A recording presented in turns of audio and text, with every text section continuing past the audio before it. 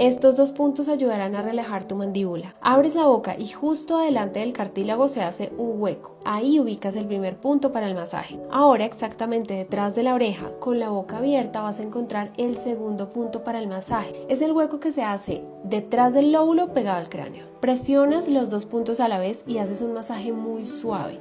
Sobre todo si tienes mucha tensión en la mandíbula, debes empezar con un masaje delicado. Puedes hacerlo durante unos minutos todos los días. Vas a sentir el alivio. Cuéntanos en los comentarios cómo te va.